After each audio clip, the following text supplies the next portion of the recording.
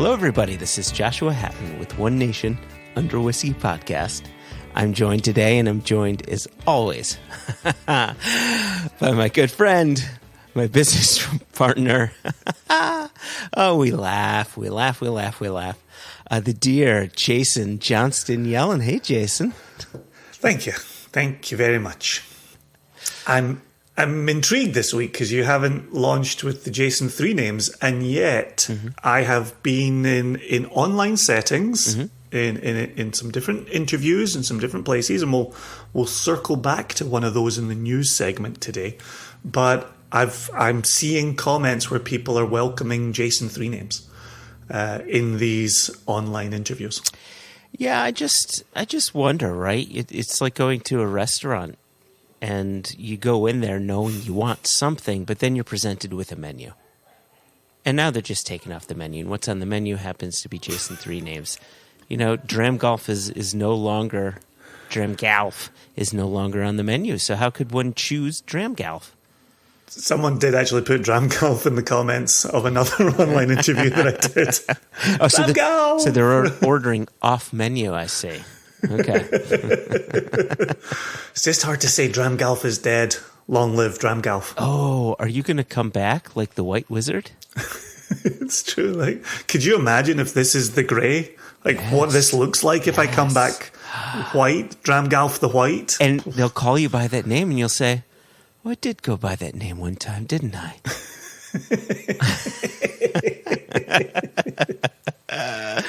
Oh, what fun. To have fun. Speaking of fun, we've got some really fun guests today, and we did a really fun thing for today's episode, something that you and I normally avoid, stay away from, try not to include ourselves in because we'll be embarrassed. Other synonyms for avoid. But, you know, distance, absolve ourselves of the responsibility. Oh, I like that, absolve, yeah. Yeah, so for our listeners, we have Steve Hawley of Westland Distillery along with Matt Hofmann as our guest today. And they're doing this thing called the Judgment of Westland, where they take 4 individual single malts around to different shows or private events and things like that. And they have people try the 4 whiskeys. And they're whiskeys from 4 different countries, one of them being the U.S. And the idea is not can you guess where the whiskeys are from, but do you agree that they're all in the same playing field, right? They're all... Yes. Even though Jason and Joshua spend time trying to figure out where they are from. Yeah, right. Sorry again, Steve. Sorry again. But the idea is, can you agree at the very least that all of these whiskeys are in the same playing field? That they're all quality, regardless of their origin, be it the U.S., Scotland, Australia, or what was the other one? India. That's right, India.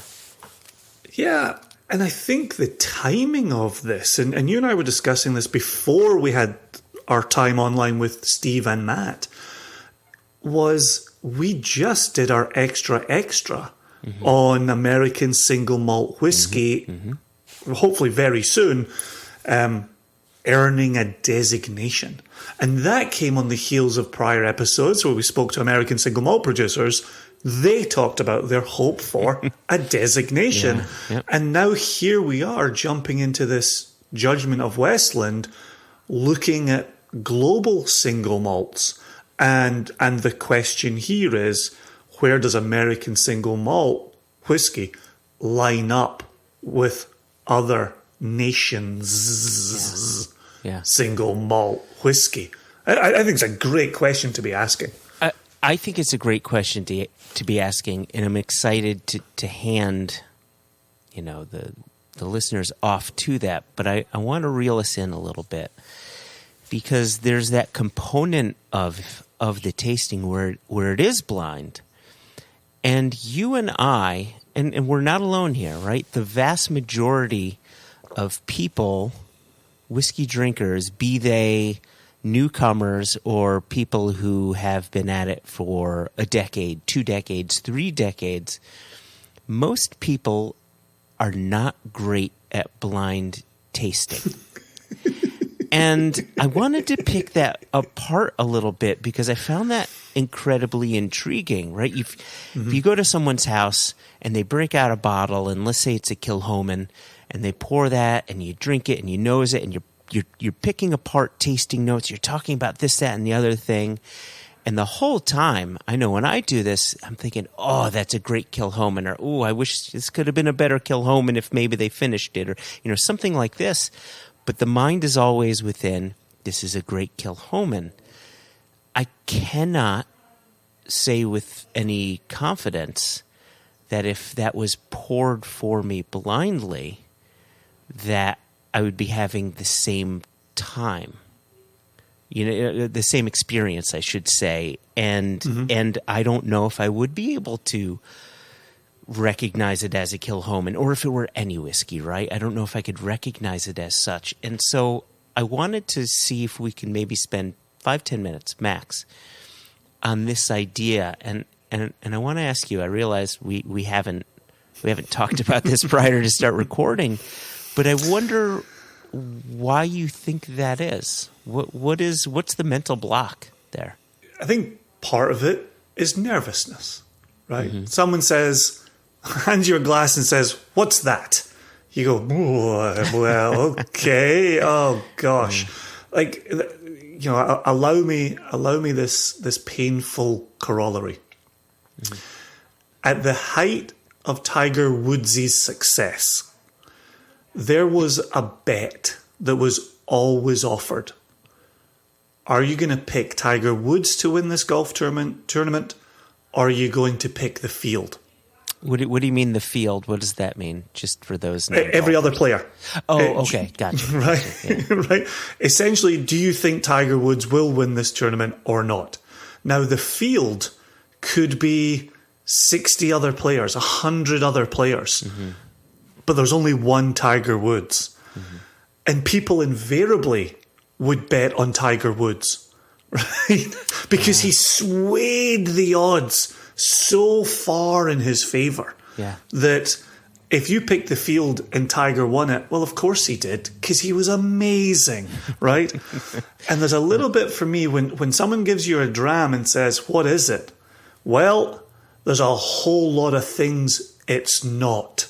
Yeah. And there's only one thing that it is. Okay. And to isolate that exact one thing in the face of all those other things that it's not, that can be a bit overwhelming.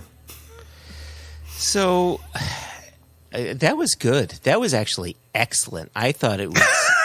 I thought, here's a tenuous AF link, but you nailed it. But okay, so let's look at the other side of it, right? So Okay, you got to trust me, right? You got to trust me. See, if I'm putting sports in front of you, I'm somewhat confident I can pull it off.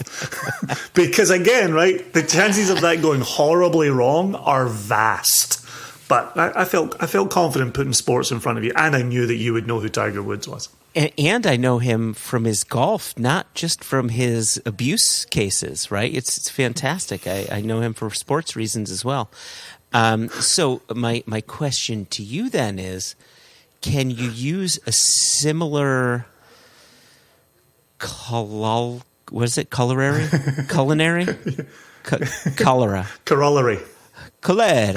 Corollary? Can use a similar corollary for those anomalies in the world, right? Like the Ben Weldies, and we mentioned him when talking with Steve. The Ben Weldies of the world, where you put a whiskey in front of this guy blind, and we've done this, and I would say 8 times out of 10, if not a bit more, he's guessing what they are.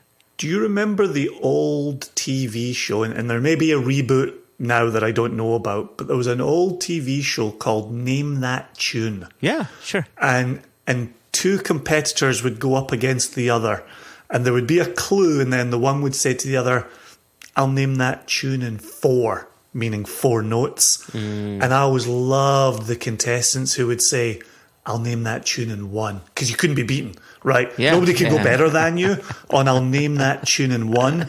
And Ben Weldy, as an example of the type of person who, when they hear a singular note in a whiskey, say, that's the note that I find belongs to distillery X. Yeah. That's the note. That's the tidying up. And that's where I have a problem with blind tasting, is it's all messy to me, right? It's a little bit peaty, but it's a little bit smoky, but it's a little bit fruity, but it's a little bit nutty, right? Like, why is it all of these things at the same time? Like, and it's chaos.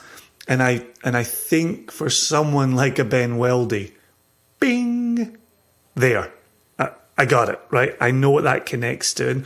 And I think that's where sometimes when we play the role of Johnny Big Boss, right? When someone gives you an Ardbeg and you go, oh yes, I always get this white chocolate fattiness on Ardbeg, and I'm getting it here, right? Oh, this is unmistakably Ardbeg to my mind, right? Or it's a Craigellachie and there's a sulphury note or a meaty note, or sometimes that strawberry note that we discussed with Stephanie McLeod.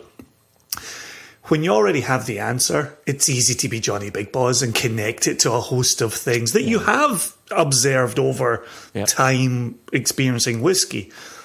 But when presented blind, I'm getting both the meaty and the strawberry and the white chocolate and the chipotle and the coal dust. They're all bombarding me all the time. It's just like turning the white noise machine up to 11. Yeah, it's in a way, it's back to that menu comparison I said before with your names, where, here we are. I'm a vegetarian of 33 years. You're a vegetarian of 20 some odd years. And there was a time where you would go to a restaurant and you would look at the menu and there would be one item and you say, I want that. And now you go in and the world's your... Well, maybe not oyster, because that wouldn't be vegetarian, but the world's your something. The world's your broccoli. The world's your tempeh. Right? And so now you're presented with so many things, you can't decide. You don't know which way to go. So maybe that's it. Maybe 100%. Yep, do you 100%. think that perhaps people going into blind tasting something are potentially being too analytical, and Ben Weldy is able to maybe narrow down his approach, where he would say, Springbank does this one thing. I will look for that. I can't find it. Highland Park does this one thing. I will look. You know what I mean? Like, I think his is more, I'm getting this one thing. Now, which distillery has that one thing? Like, as opposed to going in and saying, is this a Springbank? Nope. Is this a Highland Park? Nope. Is this a Lafroig? Nope. But like, kind of almost like a computer, just saying like, no, cross that out, cross that out, cross that out. I think his is much more, what do I know about this whiskey? Well, I know this one thing right here. Now, who does that attach to? And then in attaching it, okay, what else do I know about that distillery? And is that in this whiskey? So it's a series. I only surmise. It's a wonderful party trick. So it's a series of if-when queries. Potentially, yeah. Did I say if-when? I meant if-then. I know what you meant. Right. I've been with you long enough. Do you get what I'm saying, though, about that everything is there all the time? Because I know we both don't like blind tasting, mostly because it just shows up how garbage we are. But is my issue with it your issue with it?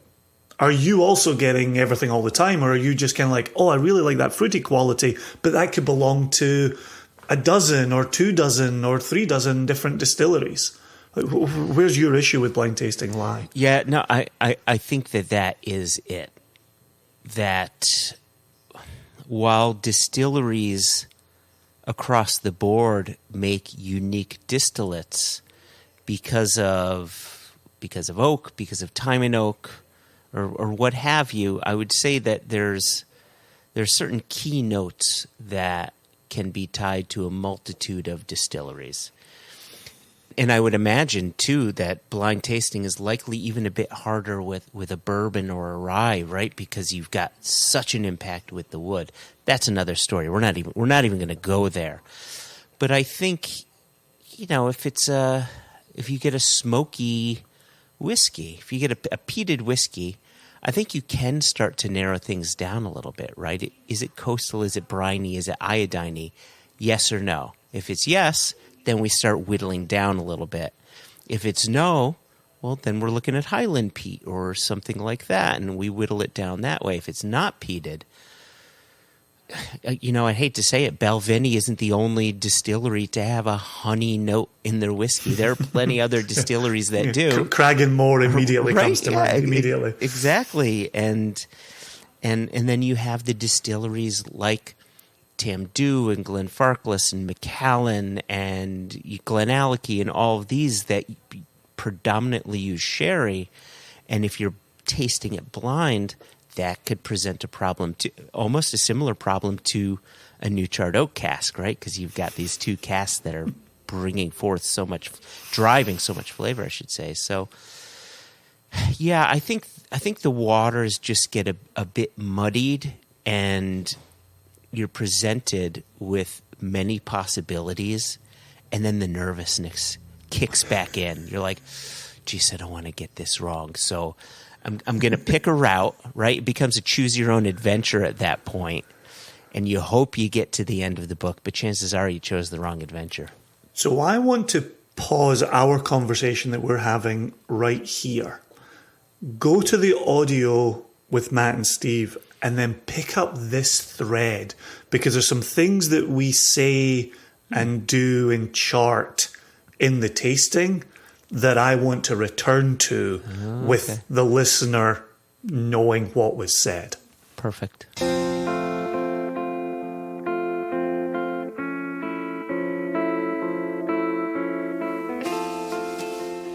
We've been called to duty. And it's not that D-O-O-D-I-E. It's D-U-T-Y. By the good people from Westland Distillery. We have both Steve Hawley, Hawley, and Matt Hofmann. And basically we've been invited to make a Judgment of Westland. Right? Is this what it's called? The Judgment of Westland? That's exactly what it's called. Judgment of Westland, yeah. I'm excited. So you sent Jason and I each a pack of 4 different whiskeys, just labeled 1, 2, 3, 4. There's a tasting mat in it. That's all, and that's it. So 4 samples, a tasting mat, and time with you. And now I feel as if I don't know what to do. I feel as if we're at your mercy with these samples. What more do you need than those 3 things? It's a perfect evening at home, isn't it? Whiskey, mats, and mercy. There you go. Well, first of all, Joshua and Jason. Joshua.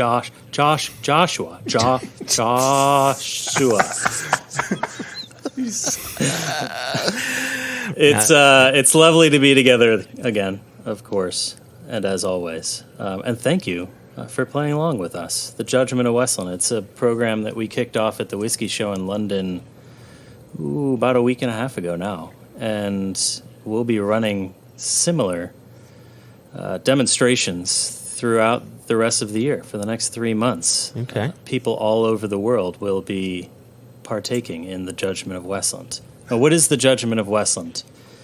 Besides a damn good time.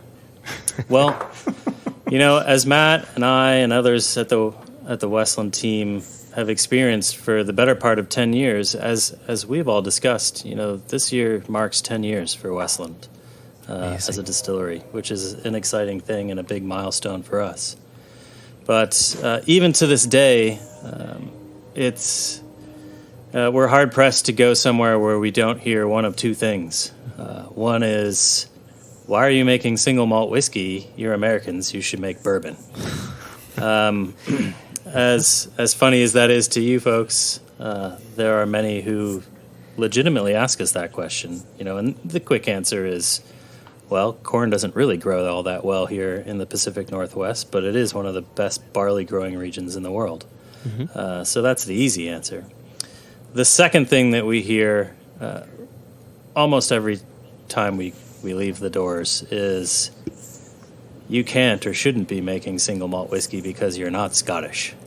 That one, feel free to guffaw at. That one is certainly laughable. Yeah, that's honest to goodness. I'd say that's upsetting. Yeah, it is upsetting. Thus, we thought maybe we should do something about that to demonstrate to the world that the idea that Scotland owns single malt is antiquated.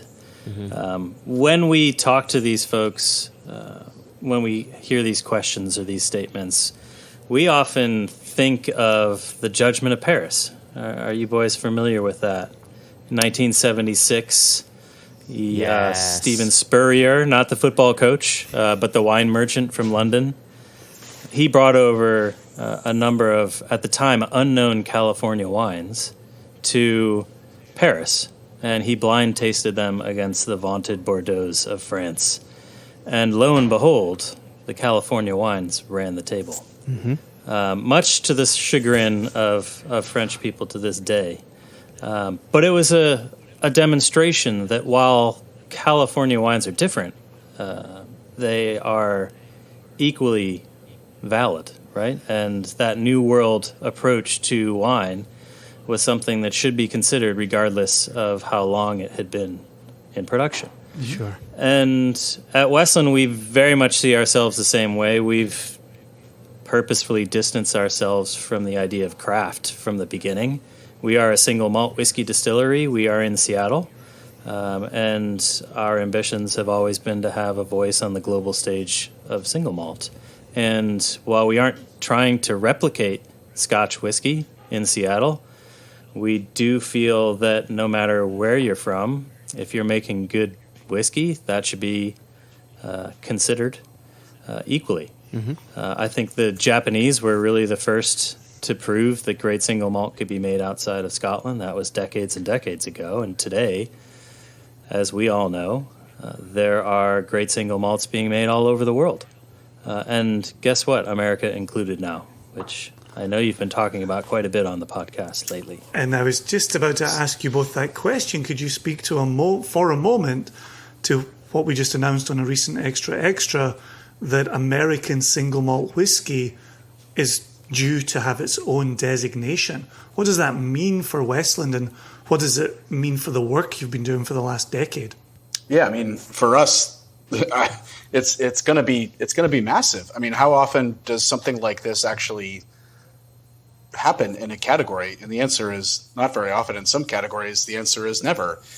And we've played this leading role in it. I mean, kind of by default, the fact that we are one of the leading single malt producers, but we also identified, really early that this was something that we needed to have for the long run, for the category's health, for the benefit of consumers, not just in the U.S., but around the world.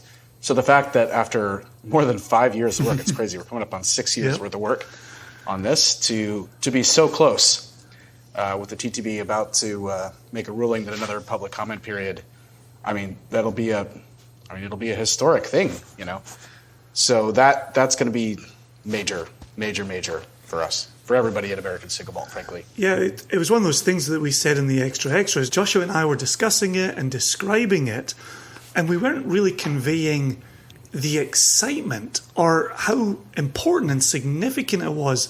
And it's so funny to have just watched you answer that. Your face lit up.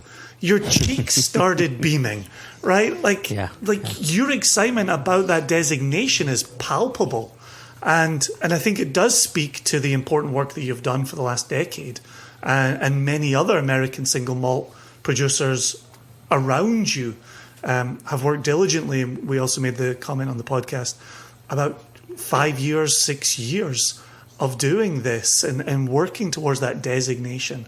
Like, absolutely remarkable. So mazel. It's exciting news. Yeah. Thank you. Thank you. I mean, we talk all the time about what a privilege it is to be at the origins of an entirely new category in spirits. Most people in their careers, if you want to look at this as a job, which is also sometimes laughable, but not many people get the opportunity to be a part of something like this. So it is palpably exciting, as Jason said. Our cheeks are a flutter.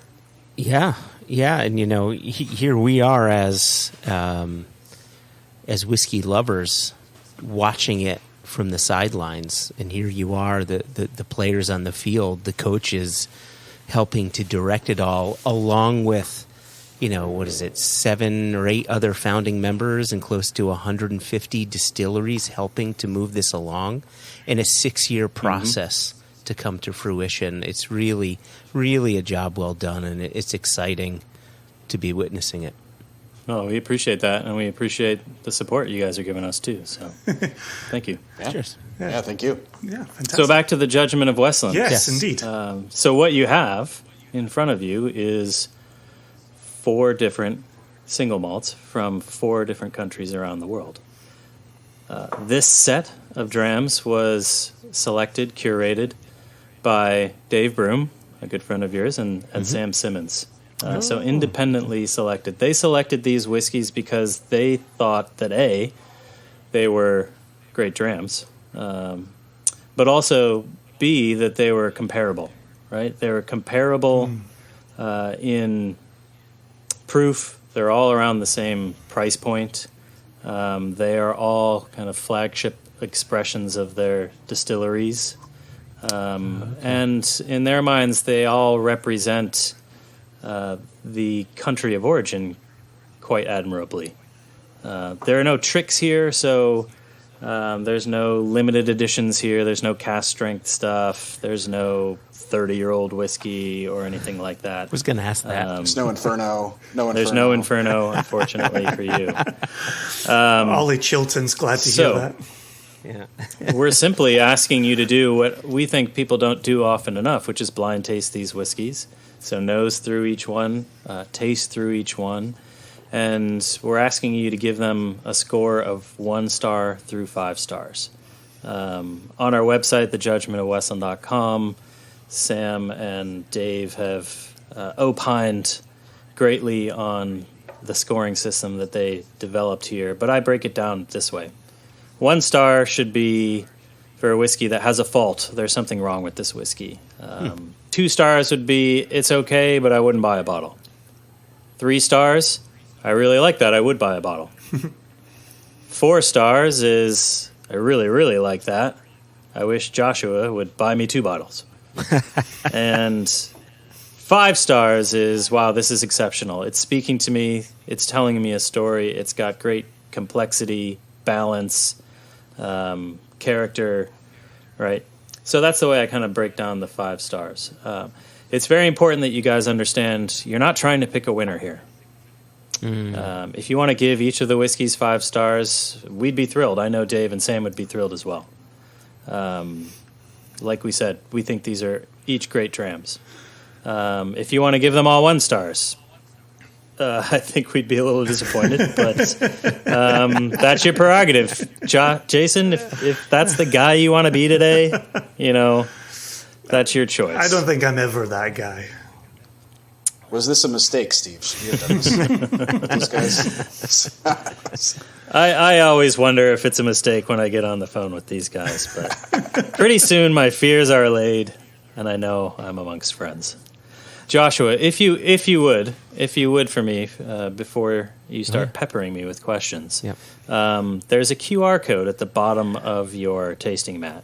Please scan that. That will bring up a page that allows you to score those. If you do so, your scores will be automatically entered into our system that is updated every day at thejudgmentofwestland.com, so people can follow along with the ebbing and flowing of scores from around the world. As I mentioned, we kicked this off at the Whiskey Show in London a week or so ago, but we'll be running through the end of the year, and there'll be blind tastings like this with groups all over the world. It brought me to a My Little Pony fan site. Is that correct? Yeah, you've got it. Perfect. Yeah, that's the right one. Yep. Good. Go ahead, Jason. No, go for it.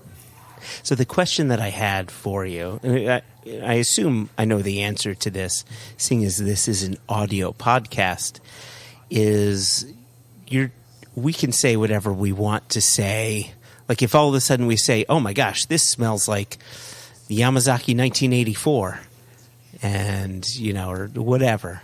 Is there anything that you want us to potentially avoid saying? No, not at all, because you're going into this blind. You don't know what's in front of you. I don't. If you want to guess what the whiskeys are, feel free. I'm neither going to confirm nor deny. Okay. If you want to guess the countries, feel free. I'm neither going to confirm nor deny. If you want to start asking me questions about specifics of each of those whiskeys, I will politely refuse, because I know you're just ploying to take a better guess. I think it's really interesting. At Westland, every Wednesday we do a Whiskey Wednesday where our entire team blind tastes whiskeys. We often taste our own whiskeys. Sometimes we taste other folks' whiskeys. Sometimes we don't even taste whiskey at all. And it's remarkable how challenging it is. Yep. You guys have had almost every whiskey in the world, I would imagine. Sometimes when we're doing our own tastings, we can't even pick out our own whiskeys. Sometimes we can't even tell if it's made from malt or rye, for instance. So I think people underestimate how difficult and challenging blind tasting is and trying to guess. But what I'd ask you to do before starting to guess is really clear your mind, is to go into this without any preconceptions, without the pressure to guess what they are, and just evaluate the whiskeys on their own merits. If you want to then give them a score, then we can move on to, your wild guesses, and you can embarrass yourself in front of all your fans. That's fine. And then at the end, I will tell you not what the whiskeys are, but where the whiskeys come from. Because really what we're trying to demonstrate here is that regardless of origins, if a whiskey demonstrates that it has merit, that it should be considered no matter where it's from. And the problem with, when we were at the whiskey show, when you walk up to a booth and there's a big brand, you know exactly what you're walking into. That immediately colors your impression of the whiskey. Even when you're at home and you have that bottle in front of you on the table, you're bringing some bias knowing what it is, right? And in this setting, all that's out the window, and it's just you and the whiskeys. Okay. I really appreciate you saying you're trying to alleviate the pressure. Jess has already texted us. She was at the Judgment of Westland at the whiskey show in London. She was. And got 4 out of 4 on her blind tasting. So she was pretty well. That's interesting. It's history, maybe. Something 4 out of 4 wrong. said. 4 out of 4 wrong. I remember her saying that she got 1 or 2 of them right. Now all of a sudden she got all 4 right. So she may be doing some selective memory there. Well, you multiplied for proof, so she got 2 right. Right. So. I think Sweet Scott, who was also in attendance, was much more modest, perhaps. But either way, Jason, the stakes for you are very high if you don't get them all wrong. That's the main takeaway. So, I'm sure I can thoroughly embarrass myself here. I think I have blind tasting blindness, where it's all too easy for all 4 to taste the same for me. Right? I think my color blindness extends to my palate at times like this, or just like you did with the counting of elephants, Matt. I think I just panic. And my taste buds just switch off. You are sweating a little more than when we started. I can tell. It's getting hot in this room. It's getting hot. So, again, nose through each one, taste through each one, and then come back to each one before giving each a score. Well, the good news is I have clearly identified one. There's one in this group that I know beyond a shadow of a doubt where it's from. Yeah, big swings. This is it. Yeah. And I know. No, let's wait till the end. Okay. Let's wait till the end. Yeah. that's right. Well, we don't want to give Jason the right answer. That's a good point. I was hopeful that one of these came from Westland. That's the only thing I'm hoping for here. Jason is much more entertaining when he appears to be lost. Yeah, I just So you're bullshit telling my me- way through it. You're telling me that's one it. of these is not from Westland. Is what you're. Now I'm reading between the lines. Dance, boy, dance. You are psyching yourself out live in front of us. It's fantastic. This is really, really interesting. There's two. Which number are you on, Joshua? Well, so I've tasted through all four.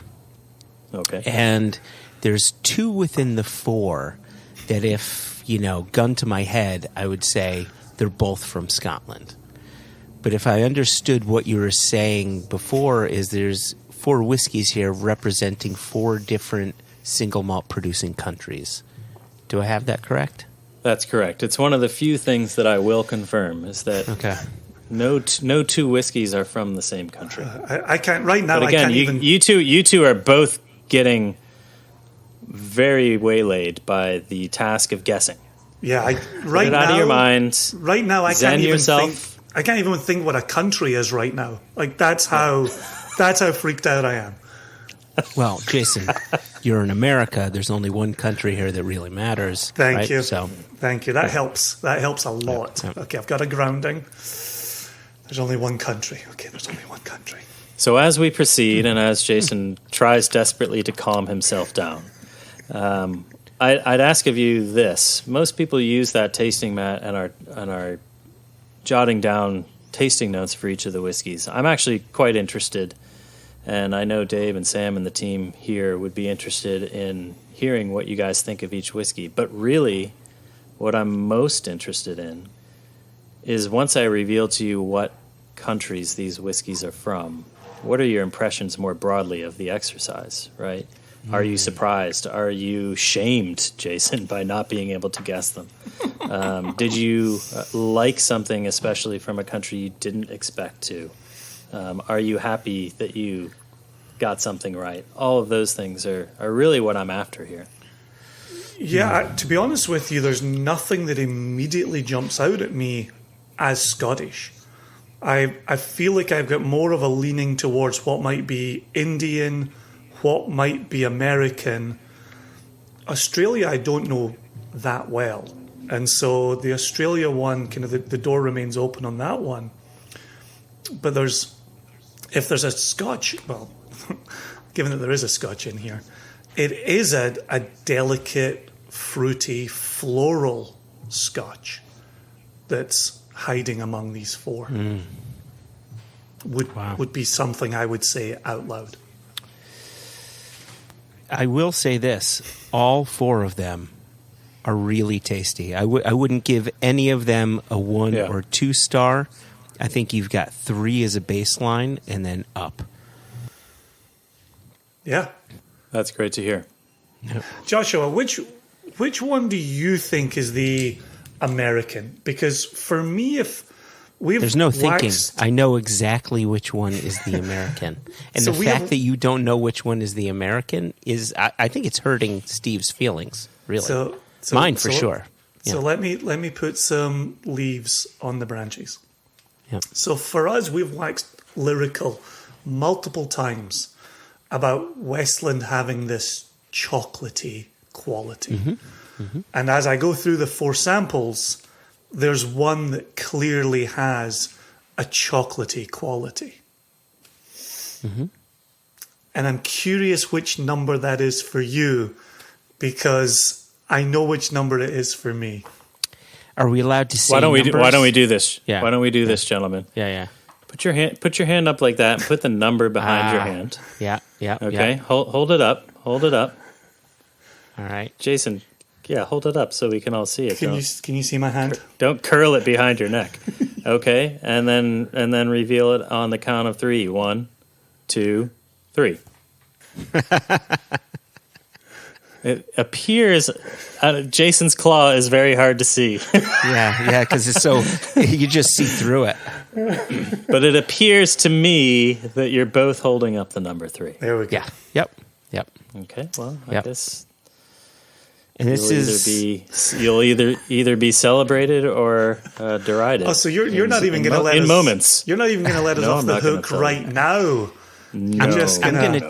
this is much too fun for me. Okay. I'm going to use every shred of confidence that a middle-aged white man has, Which is a and say lot. that which is a lot. That there are 2 distilleries I've always said I can pick them out of a lineup, blind tasting, and those have always traditionally been Springbank and Imperial. And I think I've added a third. I think I can call out Westland in a lineup. I'm so confident about number 3, and just a tiniest shred of fear with this look of concern and these sort of, furrowed eyebrows that you're throwing me across the Zooms.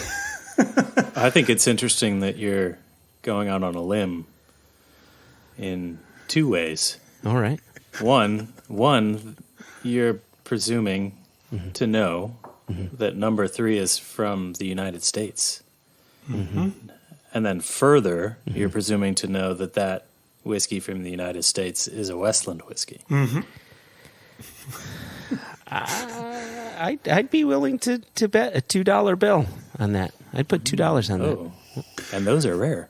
They are rare. I have one in my wallet.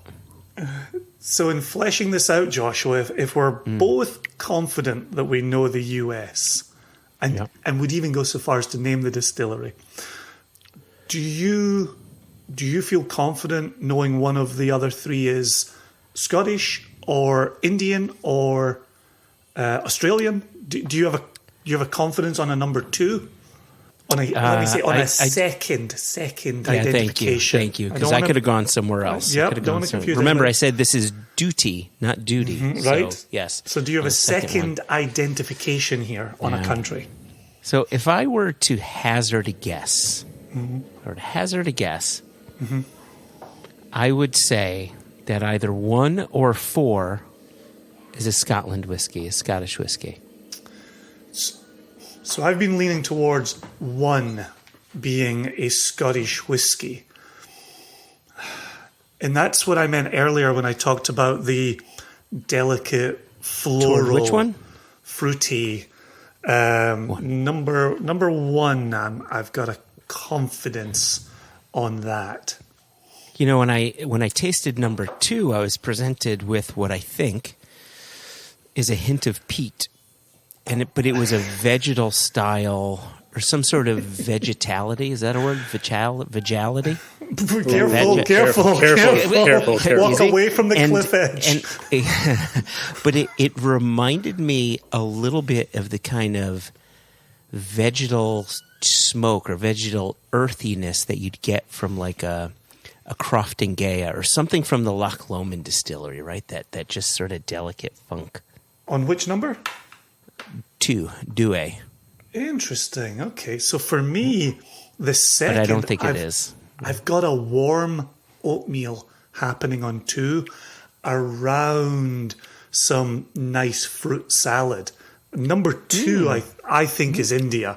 I tend to get that combination of oatmeal and fruit salad from certain Indian whiskies. I'd buy that. And really the only reason why I thought it could potentially be a Scottish whiskey is just because of that sort of delicate vegetal bit. But hearing your explanation, I'm with you. So now it's between 1 and 4, right?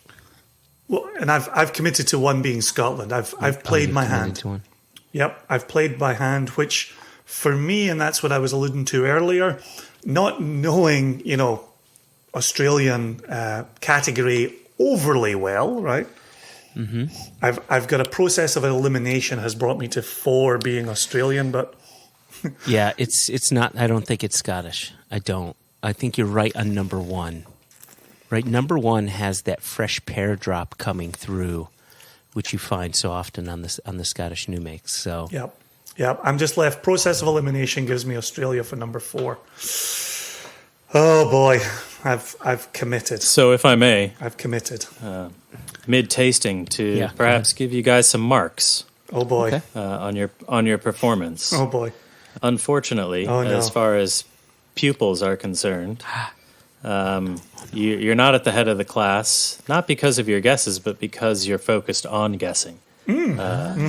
Joshua. Yeah. Joshua, I'll put you just a neck ahead of Jason because you did say that you liked all of the whiskeys and that your baseline was 3 stars. but you've both since veered away from scoring them individually on their own merits and Okay. dived headfirst into the abyss of guessing So this is what these whiskeys are. This is a valid comment. I will certainly allow you validity on this comment. However, I'm not going to mark down or up because of its region. And I understand with the Judgment of Westland and this blind tasting and this anonymity, I understand it's to get people to reverse, right? Tell me if you like it first, then tell me where it's from. I don't give a flying fuck where it's from, right? But there is that competitive streak in me in this blind tasting where I want to see if I can parse it out. But yeah, I thought they were all great. I'm probably I'm getting this visions of Looney Tunes where you've got the one character on one shoulder and the other character on the other shoulder, Jason, and they're kind of arguing with each other. It doesn't matter where they're from. Yes, it does. Yes, it does. I see the internal conflict. Meanwhile, I'm just brushing the hair, saying monsters are such interesting people. All right. I'm ready to go with scores. Like what do you want next? I will leave you to be in charge, Steve. Okay, well, what do you want next? The first thing I need to do is get you, Jason, the QR code. He can just scan it from my Zoom, can't he? Yeah, there you go. Scan that there with your phone, Jason. Okay.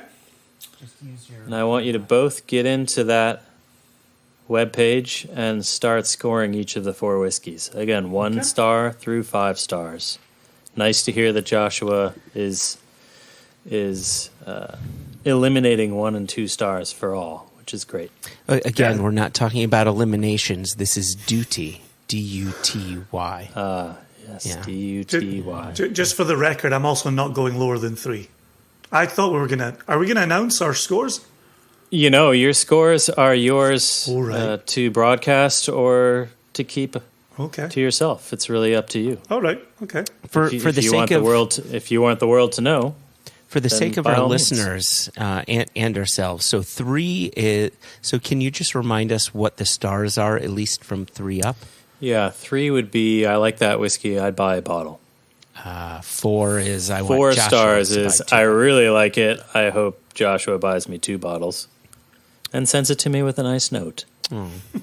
And 5 would be this is an exceptional whiskey of complexity, balance, character. It speaks to me. It tells me a story. I've rounded one of my scores from 4.5 to 5, since there is no half. Yes, please do. There were several that in some of the in-person tastings that were doing it manually on the tasting mat that insisted on filling in only half a star. People gonna people. People gonna people. Okay, my voice has been heard, I'm being told. Okay, Wow, Jason has submitted his scores. Joshua, I'm just being a little more pensive and studious about it. I'm just making sure, right? So I'm going through each one one last time before I give it the score. Yeah, I thought these were 4 lovely selections. I think the 4 of them reside lovely together. I think Dave and Sam did very well with curating the selection. If I'm right on the Scottish, I would have wanted more from it. Yeah, that's what you're saying. That's interesting. Oh, I get. Earlier you were talking about number 2 gave you just a little bit of the barnyard or a little bit of the peat going on, and as I just stuck my nose back in it, I just got a distant hint of barnyard. Yep. Yeah. It's just that slight funk, that veg out, that one. I walk away from the cliff, not even come back from away. the edge. Just leave the cliff now. Yeah. Yeah. So my voice has been heard. Okay. Well, again, thank you, gentlemen, for Thank you, Steve. playing along. And Matt. I hope this has been fun. But the real fun actually comes with the big reveal, does it not? Yeah, it'll only be fun if I'm right. If I'm wrong, this will have been a terrible experience, and I'll feel Okay, hold on. horrible I just want to about make sure I have Okay. this in my head. Got it in my head. Okay. I can tell you, gentlemen, that neither of you are completely right. Alas. Okay. So I suppose Jess can claim that she has you. But again, her recollection of the day might be a little different than mine. But I'm not at all surprised that you gentlemen were close, even though I told you not to guess, and you proceeded to spend the last 30 minutes obsessively guessing Obsessively on each whiskey. is the perfect choice of words. Yes. Okay, are you ready? Yes. Let me make sure I have the correct. I just hope I've got the American Set, right. which I do. That's all I hope. So long as I've got the American right, I can sleep tonight. Whiskey number 1 is from Hopefully Scotland. Australia. Okay, there you go. Good job. Good start. Wow. Okay. Whiskey number 1 is from Australia. Whiskey number 2, Jason, is from India. Okay. Well done, you. My Well done. oatmeal and Well my fruit salad held up. Okay. You can tell your wife tonight that you're worthwhile. Whiskey number 3 Please Gentlemen. say America, please. is from the United States of America. Oh, thank God. Okay. Thank At least God. the two that we were most convinced about were the two we got right. And you said earlier 1 and 4 were interchangeable for you from Scotland. So four, I never announced what I thought 4 was. Should I announce it before you reveal it? Sure. Because I was on the fence with this one because I was convinced that 1 was Scottish, and so my mind went on 4 to an Irish single malt. But taking a final sip, and you know what? I'll stick with it. I'll say Irish single malt and see how wrong I am. Whiskey number 4 Yep. is from Scotland. I meant Scotland. Yeah. Yeah, there's only Scotland, India, US, and Australia on the website. Yeah. Yeah, Oh, it I seems haven't that read the Jason website. cheated a bit, looked the website up, and knew the 4 he was choosing from. Oh, see, I was wondering why you were like the Indian whiskey made sense to me. Oh, interesting. So, But you sent us the link, and I clicked on the link weeks ago. Oh, I did too. I just forgot everything I read. Okay. Okay, I did the As he homework does. that As he was does. given to me. Okay. And then I didn't follow the prompt, so I'm not the perfect student. I know So, that. Joshua came to the tasting completely blind. Okay, and that's how you've been doing Jason, them? yeah, I suppose people could look at the website and come a little more informed. Gotcha, but most people come completely blind. Gotcha. We've got Japan as a popular guess for some of these drams. That makes sense. Yeah, that was fun, wasn't it, guys? That really was. I love the fact, and I know you guys have said it previously in other podcasts, but in other episodes of the podcast, but I love the fact that you do this as a team on a weekly basis. I think that's incredibly smart and really does get out of biases and reshape context and all of that. So, yeah, kudos to you. That was fun. Indeed, that was. Yeah, and I know you two aren't necessarily the ones that need to be convinced, but your impressions on the idea that single malts made from around the world should be equally considered based on their own merits. Yeah. Yeah. yeah. I think Jason's point was a good one as you were chiding him, and rightfully so, Steve. Yeah. But his point was a good one. I think that at least he and I are at a point now that we wish other people were at, where the understanding is single malt is made around the world, and around the world it's made in a wonderful way and should be on an even playing field. Yes, Scotland and Ireland have been doing it longer than everybody else, but Japan has showed that it can make fantastic single malt. Israel has shown that. India has shown that. And it's just a matter of educating the public. And I think this is a great way, grassroots way, of getting people to understand that, to change their preconceived notions of 25-year-old Scotch is the best. Yamazaki is the best, etc. You know. Yeah. I'll throw in for all of our Australian listeners that the sample that I thought was Scottish got my lowest score, which was 3 stars. Would buy a bottle. Got my lowest score. To find out that was Australian actually surprises me, because it really had the qualities of younger refill bourbon Scotch that I'm familiar with. And being a proud Scotsman through and through, I was okay giving the lowest score on the sheet to a Scottish whiskey.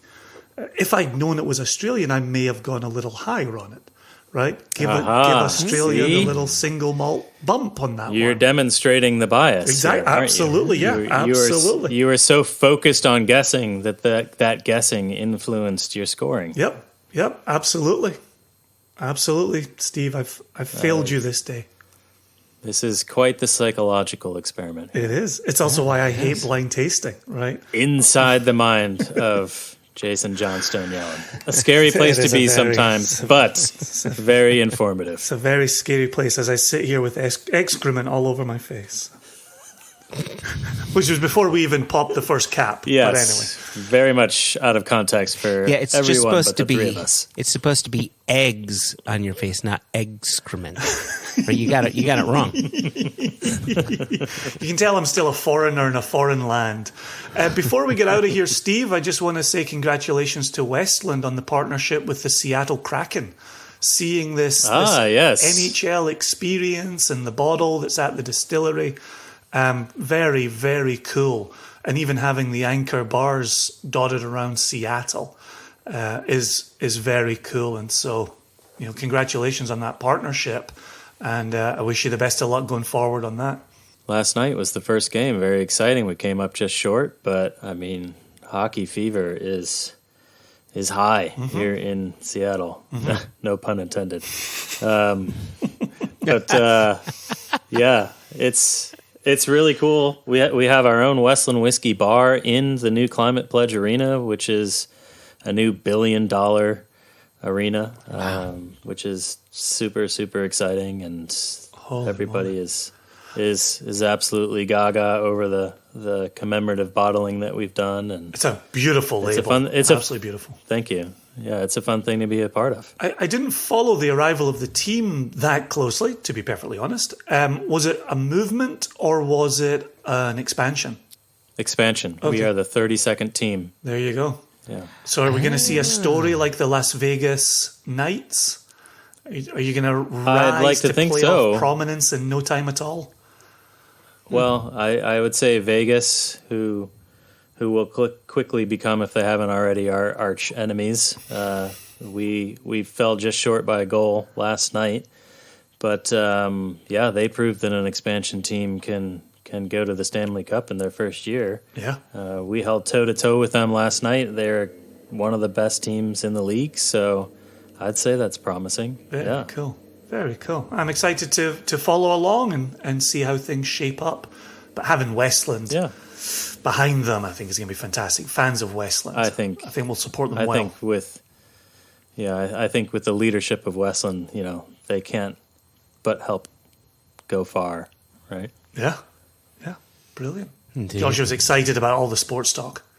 Yeah, look at him. He's like, yes, he's about to keel over here in his for the chair. hockey talk. I am slightly, real borderline excited, only because I'm a fan of the underdog anything, and the fact that hockey is not followed as broadly as baseball and football are, or that soccer is not followed as much as baseball and football are. I kind of want that to get a bit more notice, and so I want to talk about it a bit more, and so I do have a little bit of excitement for it, and more than anything, I'm just excited to see Westland's name on more things. So that's what excites me. Oh, fair enough. Before we get out of here, Joshua, I gave some broad strokes on the blind tasting experience. Do you have a few thoughts before we wrap it up? Well, I think you don't like blind tastings. Only because I'm terrible at it. If I was great at it, I would want to do it all the time. Because he's clearly terrified of doing them. But I may be worse than you are at it. But I think the difference is I don't mind being wrong. Where I think you have a problem with being wrong. I like being challenged. I like, I like going in there with blinders on, and even though Steve had said, try not to guess, try to, just go in there with an open mind. It's just so obvious because we have tasted a lot of things that you want to go in there and you want to analyze. And it shows you that even people who have been tasting thousands of whiskeys need that some basic understanding of what's in the glass before they can even begin to guess, for the most part, right? And so... Yeah, it's that context, that need for context. Right, and it's almost like Green Lantern in reverse, right? One of the things that I loved about Green Lantern as a comic book character is that anyone could be a superhero so long as they prove to that ring that they have the courage to be that superhero. And so when we as people who've been drinking, for so long and had so many different whiskeys, everybody's on that level playing field, and I really like that. I just really like being there where anyone can guess. And we've got some good friends, like our friend Ben Weldy. Yep. I've not known anyone who can blind guess better than him. I don't know how he does it. He is more deserving of that Green Lantern whiskey ring than anyone else I know. Beautiful. I find it very interesting how Joshua needed to counterbalance the sports talk with superhero talk, right? And just to bring his life back into equilibrium a little bit. And he did it so well. Yeah. Let's get out of here on Joshua doing that so well. Thank you so much, Steve. Thanks for sharing Thanks, this guys. with us. That was fun. Thanks for Matt. Appreciate Thanks it. to Matt, who was able to join us for some period of time. Indeed. And then had to go on to important things. It's been a ton of fun. Cheers, Matt. Cheers. Take care, guys.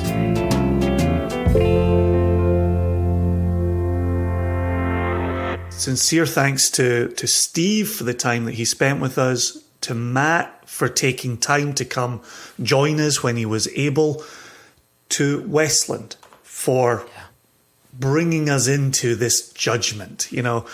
I really meant what was said in there, that as this continues and as they build up those numbers of participants, I really want to double back and revisit with Steve, because he's the man charting the numbers behind the scenes, and see what conclusions he's drawing from all of this. And potentially at that later date, we might get to put a few more leaves on the anonymous branches of samples 1, 2, 3, and 4. Now, with that said, before we went into that, I said I wanted to pause our conversation and then re-pick it up after the audio had been shared with our listeners. Now we're in that position. So there's two things that I want to return us to. Okay.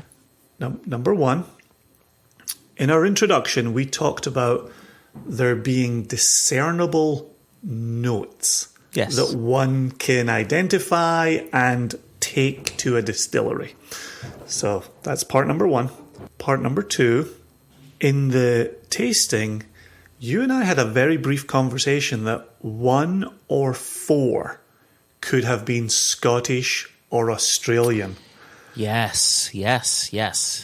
And we did go for one over the other, and it turns out we were wrong in the way that we went with one over the other. And I know Steve gave us into trouble for how we were going about the tasting, and I still appreciate that. But I want to return to that part as well, where if you'd simply asked me, do you think you could pick a Scotch and an Australian single malt apart? I think I would have pretty convincingly said yes. And to have not done that in this context, interesting. And so I want to just, when the time comes, I want to double back to that and get your sense of what you were getting with 1 and 4 and what kind of left the conversation open. So now I've shared both tasks with you. Okay. One of the two of us has to remember these two things, because now we've shared it with the listener as well. Shoot, I just remembered you shared one of the two, not both. One of the two? Yeah, that's both.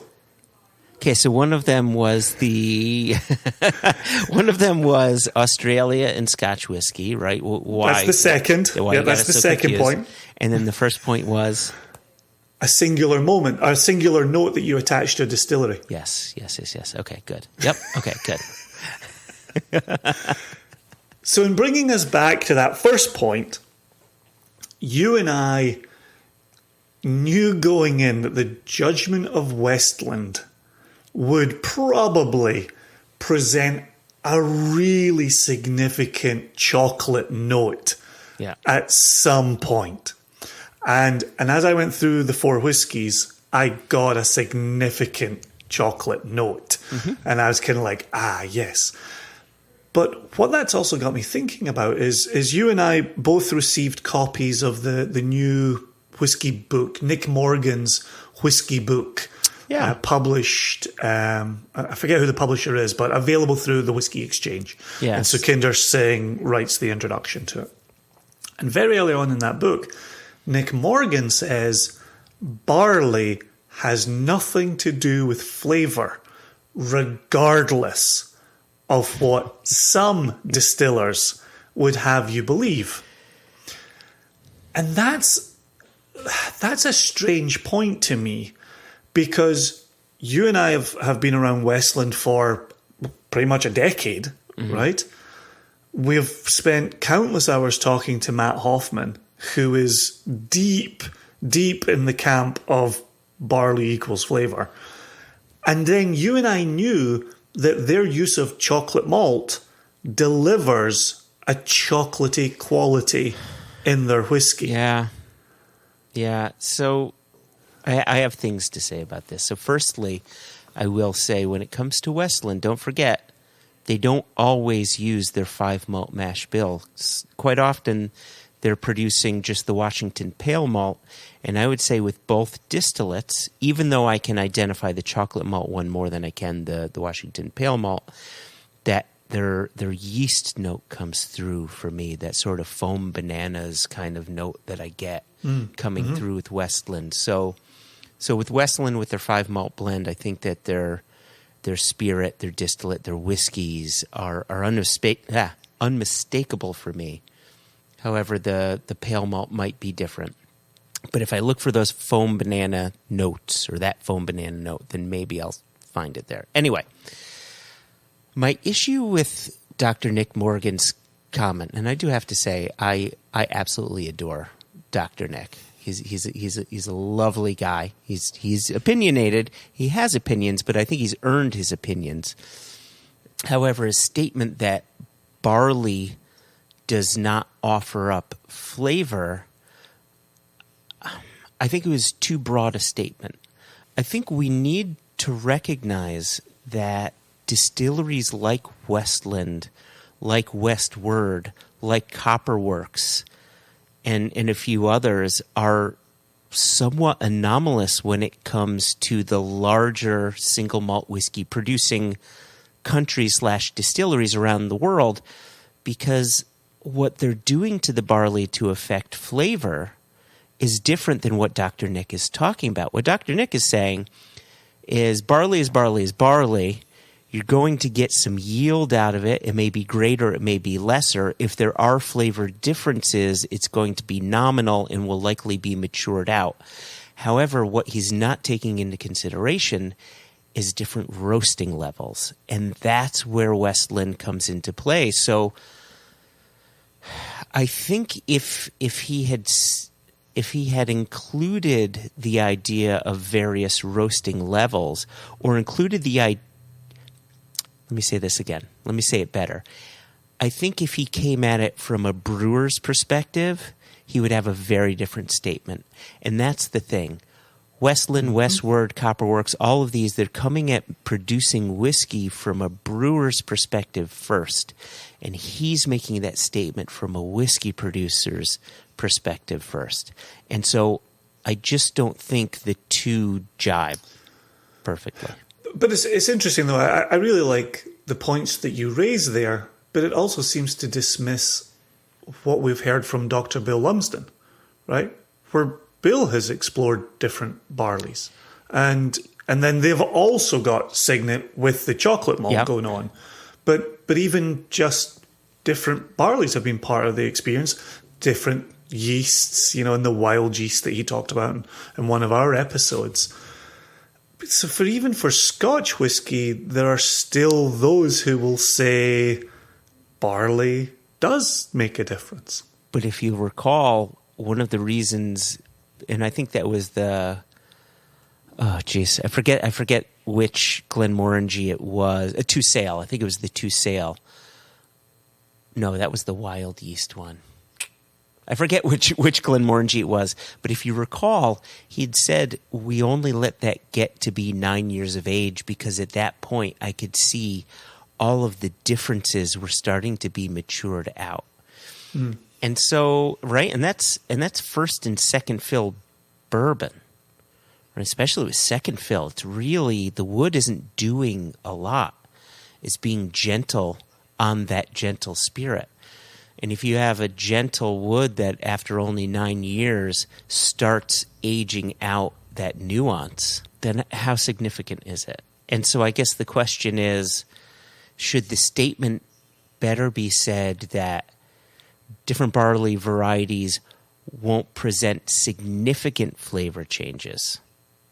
In Nick Morgan's defense, I do think that there's a potential for barley variety to affect flavor. I don't necessarily believe in barley terroir affecting flavor. Right? When we were at Westland, and they, Matt and Steve and Shane and all them were showing us the new make from different barley varieties, Obsidian, Talisman, a few others, and you could taste the difference. Mm-hmm. That was surprising to me. When I tasted the Marc Renier, the Waterford new make, and the different new makes there, and you can taste the difference. He not only changed up the barley style, but the barley farm. And I think if you took the farm out of the equation, that the barley variety would still change the flavor. And tasting those, you could see the difference. You could see that barley is affecting flavor.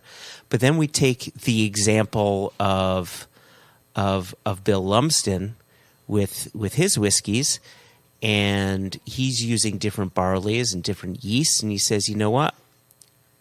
I can't mature this for too long because all of the differences age out. And so, I think what we're seeing here is that barley type will affect flavor from a nuanced standpoint, not necessarily nothing staggering.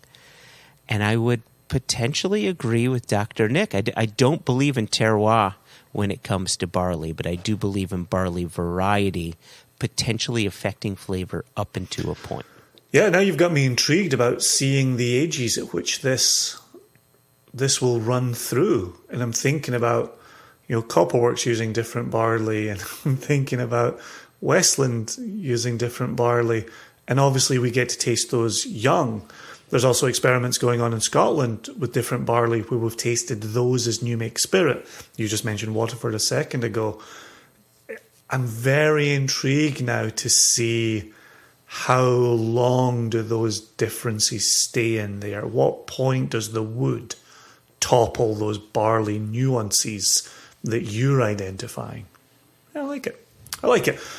Let's put a bow on that first point that we were making there. Move into the second point, which is we were moving between 1 and 4 in our particular tasting, where we were pretty confident that 3 was at least American single malt, if not Westland.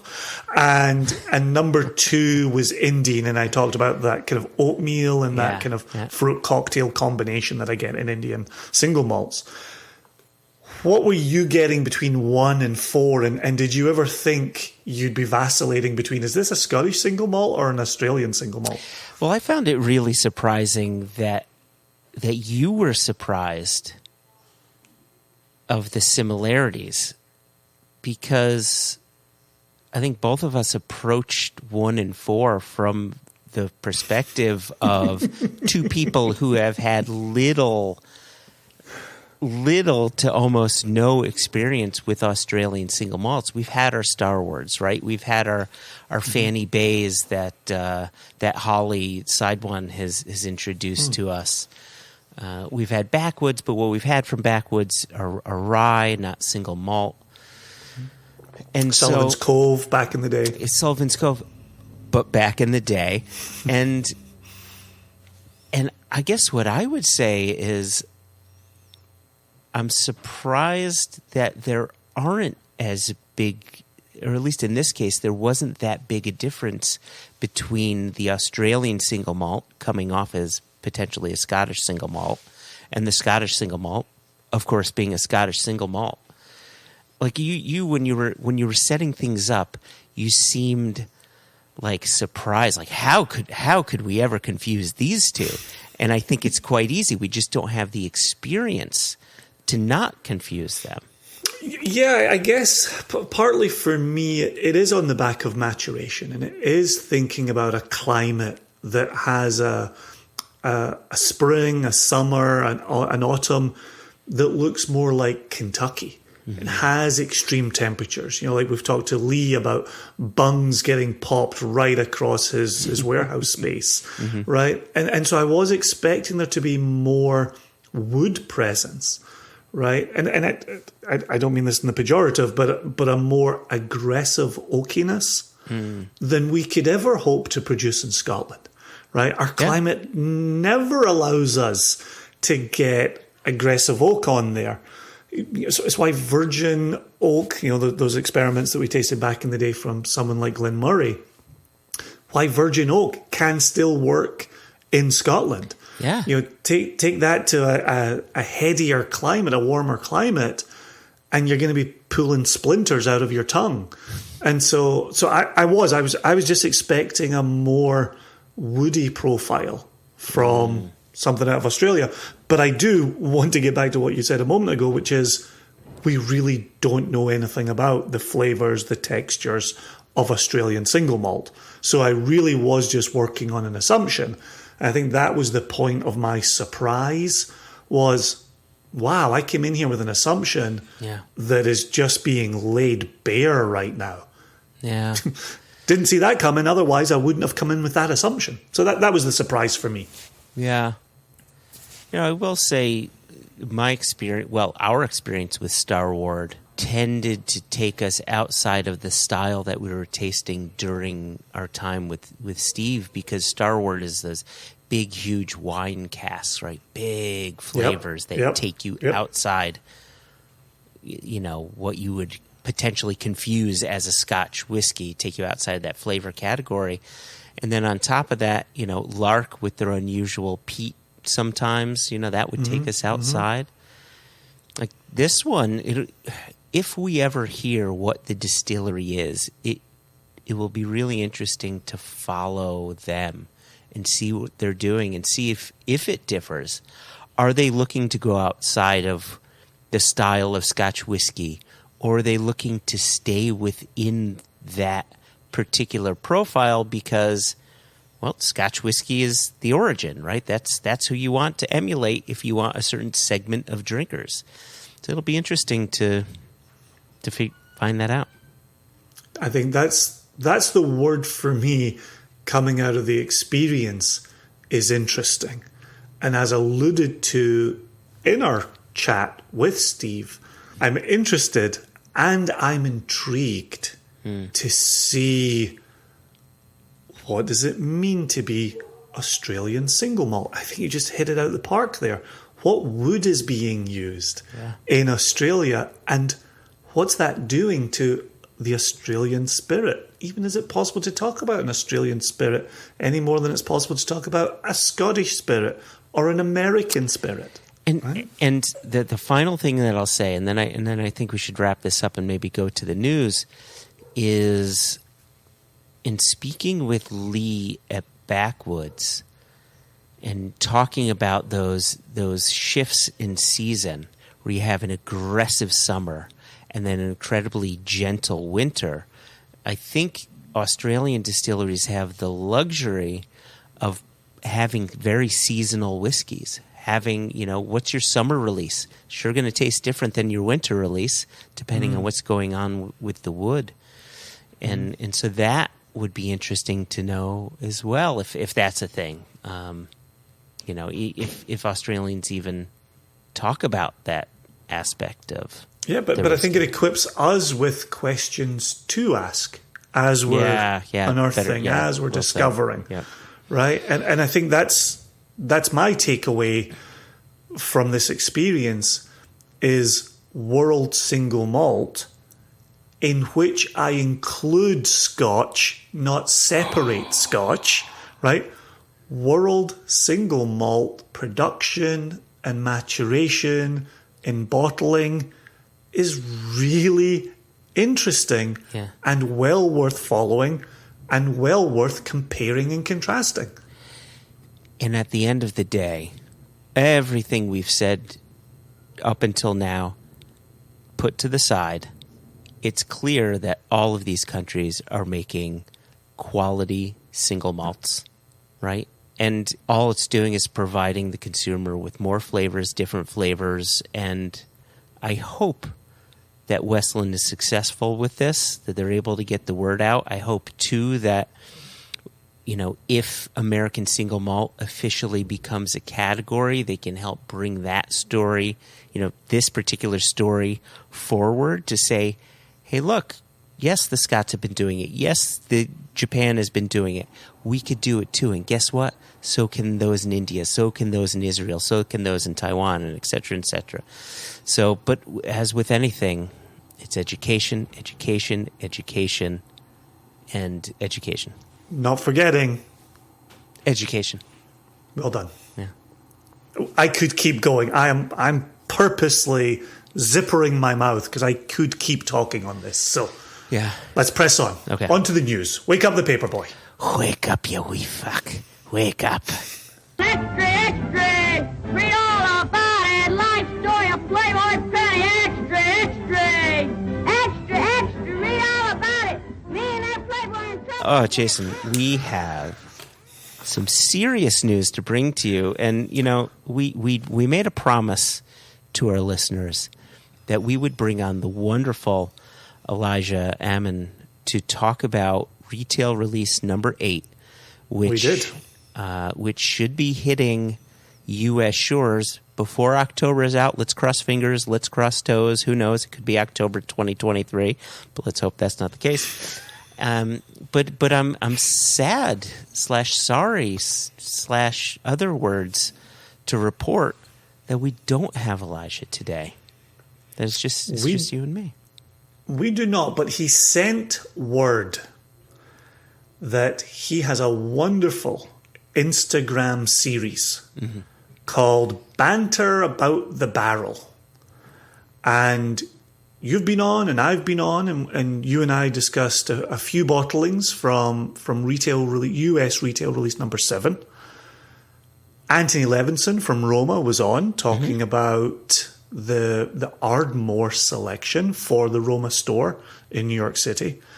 And Christopher Grombeck of the Barrel Thief in Seattle has been on to talk about the cask that he selected for Barrel Thief.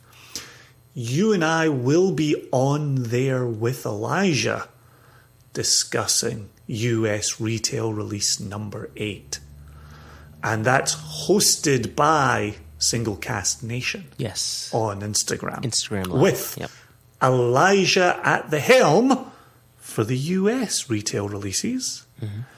And soon we will have Jess Lomas at the helm for the rest of the world releases. And you and I and Elijah will take turns jumping on there to sit and chat with Jess as well. And I like this, in creating this series, Elijah is determined to keep it to the length, individual episodes, to the length of a tight extra. So 30 to 35 minutes. Well, I took him to 42 minutes. Yes, you did.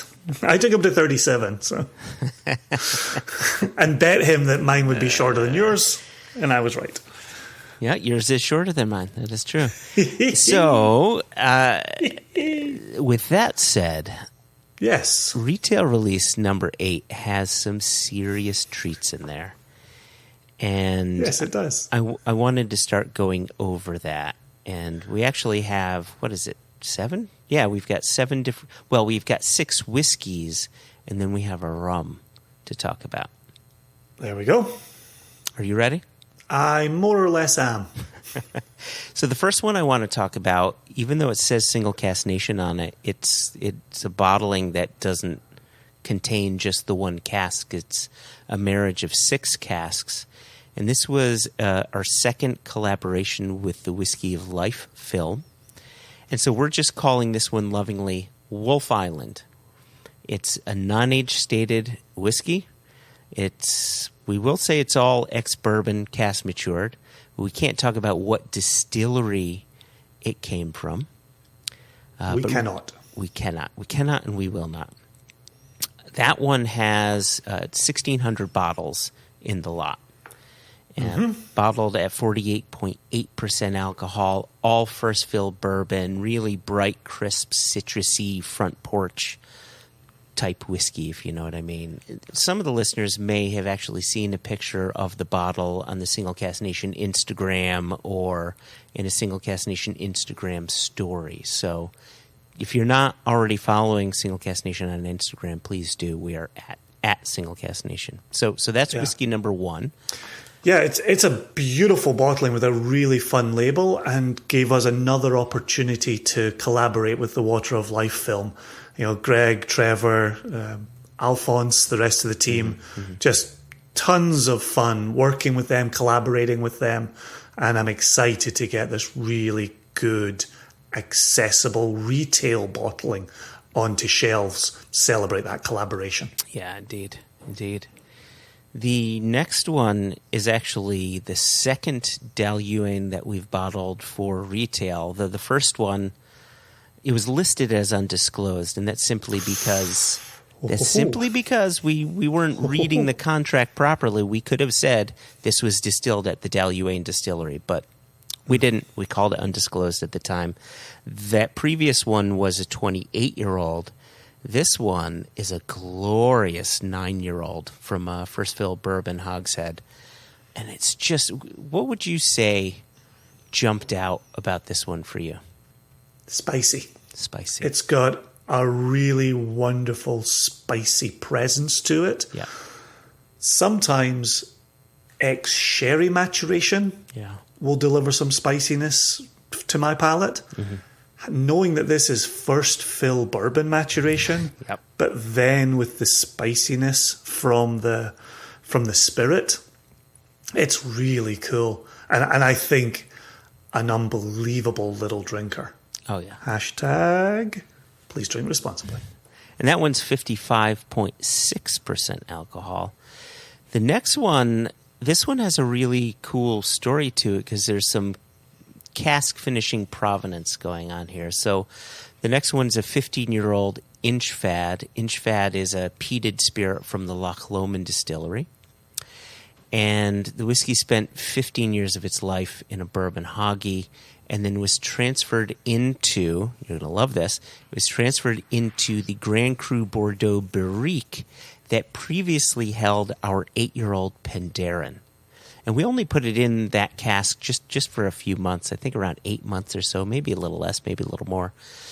And what's beautiful about it is that Inchfad gives you that sort of warm biscuits burnt around the edge kind of smoke going on, but then you have that delicate fruity quality coming from the Penderyn, coming from that Grand Cru Barrique. So you have a patisserie, you've got baking spices, you've got smoke, you've got that sort of thing going on, balanced out by sweet berry fruity quality. Well, and not to make too much about the connection, but this is the first time we've ever taken a cask from an online Single Cask Nation release and used it in any way, shape or form with a US retail release. And it was a nice kind of a nice little attempt there to bring those two families together. Yeah, bridge the gap a little bit. Right. And as we say all the time, it's fun to have ideas. It's fun to play around with experiments. If the flavors didn't work and it wasn't a good whiskey, it would be a failure, regardless of how we brought families together. But the fact that it tastes absolutely delicious, and we have the added bonus of bringing the online and the retail together here, I really like that aspect of it. And I want to be honest here. You know, we bought this Inchfad because it was a good enough whiskey. It was a good whiskey, but I don't think it was great. And you know, I forget who told me this before. Maybe it was David Stirk. But he said, no one finishes a perfect whiskey. Right? And so it was obvious that it needed a little something, kind of similar to our 28-year-old Cambus that we put in the Muscatel Barrique for about 5-6 months. It was a good little drinker that needed a little something. This Inchfad was a good little drinker, but it needed a little something. And I'm remembering the Tamdhu that was finished in an American rye quarter cask. Yeah, right? yeah. Again, good little whiskey, little oomph, little extra dimension. A little pick-me-up at the end of the day. The next one, and this one's kind of interesting. In retail release number 7, we released a Linkwood from a refill sherry butt. And this time around, we're doing another Linkwood, another 12-year-old. But this time around, it's finished in a Ruby Port Barrique. And that was finished for about a year. And where the 12-year-old Linkwood and sherry, that was full-term sherry, it was refill. So you got to experience the spirit more than you did the cask, which we loved. In this case, I think the port is making itself known, but in a really nice, really pretty way. Well, and I think 2 points that I've raised plenty of times on the podcast is, number one, I really like Linkwood. I really like whiskey from the Linkwood Distillery. I don't tend to like port maturation or port finishing. And this Linkwood has me really excited. It delivers a red berry fruitiness through the port that is really appealing, really attractive, and I think integrates with the Linkwood spirit. Great. And one of the things that I always say is I tend to find port maturation or port finishing is a bit like oil and water, where the Scotch separates from the port influence. Yeah. And you're like, oh yeah, I'm getting port, yeah, I'm getting Scotch, but I'm not really getting them integrated. They're not really talking to each other. This one, I thought the qualities the port brought to the experience worked beautifully with the whiskey at the heart of the experience. I think that's going to be a great 12-year-old to put out there for people. Yeah, agreed. And I agree. The integration was great. It was like they joined Schwartz's. That's exactly it. It was Schwartz's that I was thinking in my head. I see your Schwartz is as big. Oh no, we've already established that yours is shorter than mine. So then we have another Diageo distillery. This time a Ben Rinnes. I can't begin to explain how excited I am for Ben Rinnes. Not just for me, and even though this is coming to the U.S., so he won't be able to get a bottle. For our good friend Graham Usher, who's a massive Ben Rinnes fan. And this one's a 10-year-old from a second fill bourbon barrel. So you've got, Ben Rinnes is a naturally fruity whiskey, and that barrel sort of steps back a little bit and really lets that fruit shine in a gorgeous way. Yeah, 100%. Yep, I agree with you wholeheartedly. Then we have a grain. This time, this is our second Girvan. We released a 10-year-old Girvan back in 2017. And what was interesting is around that time, maybe a little before that, we had purchased a Girvan cask that was a really good price, right? The spirit was there, but the wood was doing nothing.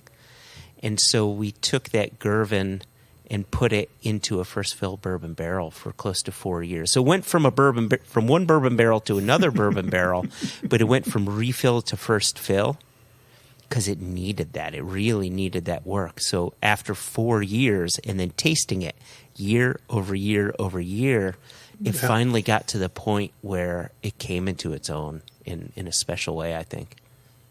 The final bottling for retail release number 8 is our, well, is it a pre? Is it a pris? We don't know how to pronounce it. It's a rum from, I almost said it's a rum from Brasilia. You should. I think they'd love that. Brazil. Hell, really quickly, did I ever tell you my? This was a joke that I heard back when W was president. I'm not being political here. I'm just saying this is the time when that joke came around, and it goes. His chief of staff goes into the Oval Office, and he says, Mr. President, I've got some very horrible news to share with you. He said there was a small plane crash, and 5 Brazilians actually died while trying to land, such and such an airport. And the president put his head in his hands and just started openly weeping, just uncontrollably openly weeping. To the point where the chief of staff said, sir, this is troubling. I understand that. I just didn't expect, how much emotion would come from you. He said, it's terrible. I mean, but I just want to be certain. How many is a Brazilian? 1 million, 2 billion, 3 trillion. Oh my God. It could have been any president, right? And someone who actually knows how to tell a joke could have made you laugh without explaining the joke to you. But I'm not that person. Anyway. The last bottling is our Epris. It's a Brazilian rum, 10 years old. And some people, those in the rum world, would say, geez, isn't that potentially a cachaça? Because cachaça is a rum-like spirit coming out of Brasilia. And no, this was sold to us as a rum. This is a rum. And what I like about this one is it's like drinking Christmas wreaths and balsam and fir candles. It smells of Christmas time, of, that holiday special time. Yeah, I remember when we first tasted this one, and it was the first time I'd ever thought about sipping a rum at Christmas. Like, that's not a thing, right? Have it on the beach in a daiquiri or a pina colada. Yeah. And so the thought of a nice warm fire, maybe some roasted chestnuts, and a Brazilian rum. That was a new wrinkle, but the flavor profile on this is killer. Gosh, if the theme of today's episode is just taste it and see if you like it, that Brazilian rum fits into that so perfectly. Yeah, I think the only thing that I would suggest is one need not get a Brazilian to buy this Brazilian rum. Not in the winter, no. Not in the winter. No, you want to keep it nice and warm. Yeah. However, for our friends down there, they're just coming into the warmer months, so is that how maybe you they do want to get our friends down there. I think that's how it works. So yeah, Brazilian rum. Who knew? Oh, so what excited! A treat. So excited for this rum. So there you go. That's retail release number 8. Now included in that are some single cask exclusives that we've done for shops and for bars, like you had mentioned, Barrel Thief, and in earlier this year, or was it later last year? I don't know how time works anymore. We've already established that. We did the exclusive for Roma in New York. And so my message to our listeners, if you have a shop or something like that and you're interested in your own single cask exclusive, Elijah would be your guy. You could reach out to us, questions at One Nation Under Whisky, and we'll connect you with Elijah. I'll also say we've worked with certain clubs as well. And we can do club picks, but those don't go on retail shelves. Those will go through our online portal. and we can work with you that way. Yeah, somewhat interestingly, we have a single cask blended Scotch going to the wine exchange, and Elijah is working on speaking with them for banter about the barrel. There you go. So there'll be a chance to talk about that. Nice. Cool. How fun. And then what about online? How up to date are we announcing online releases? Creepers. We're not. Okay, I'm going to try to do this like pew, pew, pew, but I don't know how pew, pew, pew that'll work. So let's see. So we got a few things going on. So we have a few things going on. Firstly, there's a charitable bottling that we're doing with Salway Bitterroot Group, and that's Croft and Gaia, 16-year-old. Croft and Gaia, by the way, is another peated spirit from the Loch Lomond Distillery. It's a bit more aggressive than the Inchfad, but, again, it's that, yes. But at 16 years of age, just as we talked about barley flavors potentially maturing out, that slightly more aggressive peat has really softened at 16 years of age. Yeah. It's a real delicate one.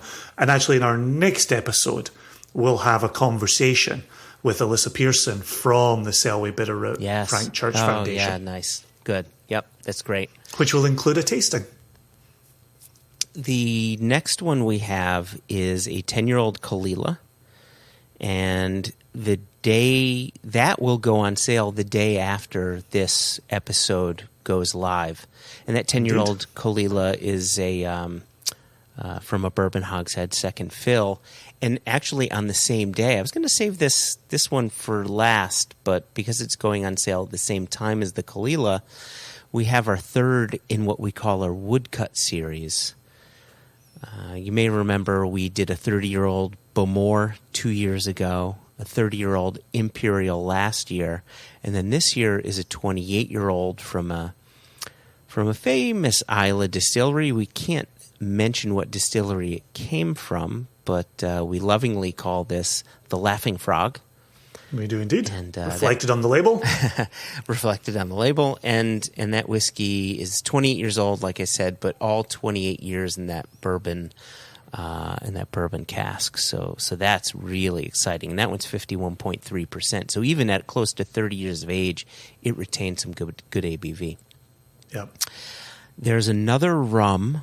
This one, I can't wait for this one. And actually, we're going to have the producer on the podcast soon, producer/owner, I think, of the distillery, Stephen Maggery, who owns the Beanley Distillery out of Australia. So this is a 14-year-old rum bottled at 65.1% alcohol. So this is big, hefty, but glorious, right? Beanley's that lovely sort of pineapple upside-down cake, kind of real fruity element going on. Not funky, but fruity and delightful.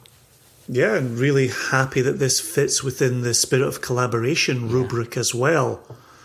And so really, really exciting flavors, but then also a really exciting relationship as well. And as we've talked earlier about Australian single malt, here we are looking at Australian rum. How fun is that? Right. Yeah. Really good point there. There are more to be discussed, but these are the four that are coming here and now. But the things that we are bringing out for Single Cask Nation Online, hopefully all of it before the year is done, some really exciting stuff, including some Japanese whiskey that I am just over the moon about.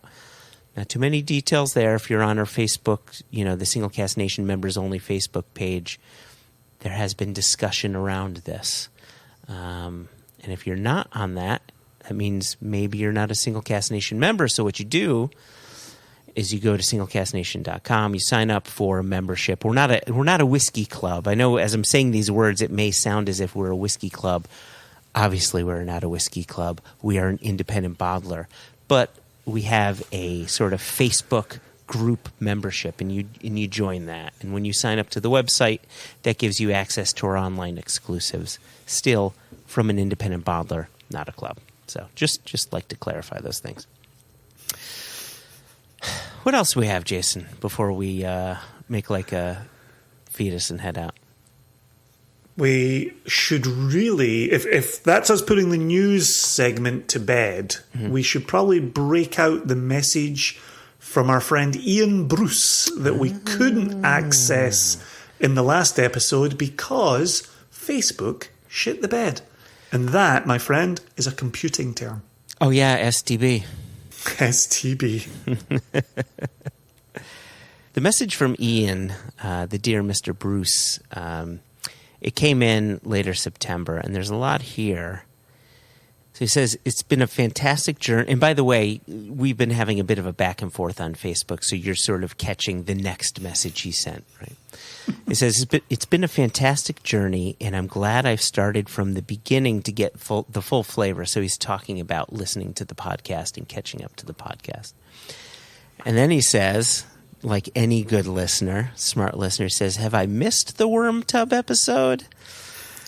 And then he says, currently on the Spousal Takeover. That was our last year Thanksgiving episode. Oh, that positions him perfectly in my mind. Okay. Yeah. And he said, you guys took a brave step there talking to your wives, which he's not wrong. He's not wrong. He says, I've got two quick queries. One, storing my whiskey in an old cask made into a bar, would this affect my juice, those open in any way? Okay, that's question one. Question two, thinking about worm tubs versus condenser type pipe work, we read and hear it's the difference between the copper contact, but I was thinking that if the inner dimension of a pipe is larger, then would it be the additional oxygen/air that causes new spirit to get those sulfurous or meaty notes? And we can talk about that a little bit here. I don't want to talk about it too much because we do have this worm tub episode in the works. And then finally he says, I also managed to finally buy some samples of SCN juice at the weekend. Drank 2 of the samples, which were fantastic. So thanks also for the great drams. They certainly made me go hydraulic. Then that's in quotes. In other words, the liquid really moved me. Cheers, Ian. I like that. Like when something really gets you, like, oh, this is making me go hydraulic. Oh, I like that.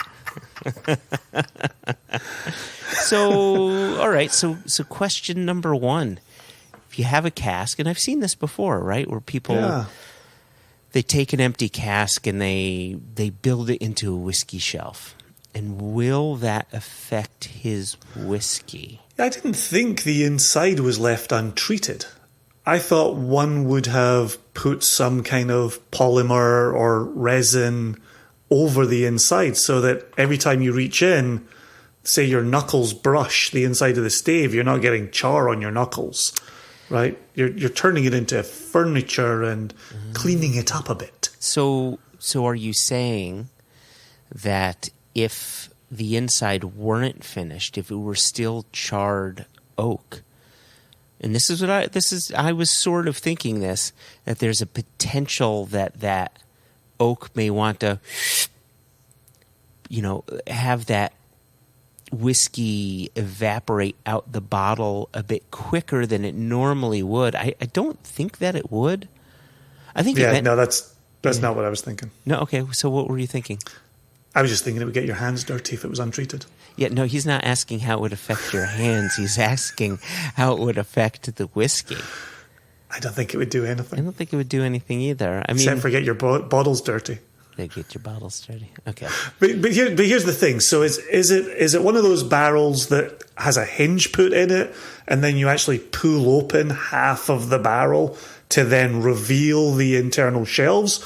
Or is it sitting on its end and they've pulled off the head of it and he's just reaching inside onto maybe some shelving that runs around and he's just putting bottles on that? Like either way, I don't think you're going to have conditions as such that is going to pull liquid from glass through oak. It's not like the reason the oak is doing its job in maturation is because the spirit is in contact with the oak and the pores, and that's when it's a sponge.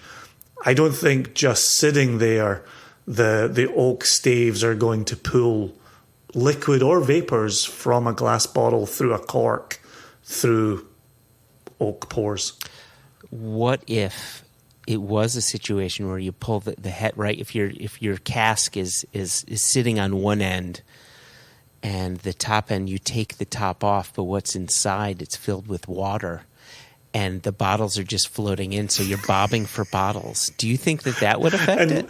And labels are just peeling off and floating to the top of the water. And when you pull out a bottle, you've really no idea what's in it. But there's something kind of murky, like it's added to the whiskey in there. Yeah. I think that could do something. I like that. Bobbing for bottles. What if he just threw corked, like open, but corked bottles just into his swimming pool and just stored them there? Like, what would that do? I closed my pool, so I can't even test the theory. You're not going to drop your kids at the pool any second? At no point in the winter are you going to drop your kids at the pool? No. Well, I've got to get more towels, if you know what I mean. So, speaking of that, question number two. His question here is the difference between worm tubs and condensers, right? Shell and tube condensers. And why is it that worm tubs give you that heavier, more sulfurous, those meaty notes where a shell and tube condenser typically does not? And I feel as if we've put part of a conversation into a previous episode that talked about this, where the reason why you're getting those sulfury / meaty notes is as the spirit is going through the copper tubes, the problem is you can't clean those worm tubs. You can't clean that tube. And so bacteria is collecting within the copper tube, protecting the spirit that's coming through from touching too much copper. So it's condensing down from a temperature standpoint, but it's not cleaning the spirit further from a spirit to copper contact standpoint.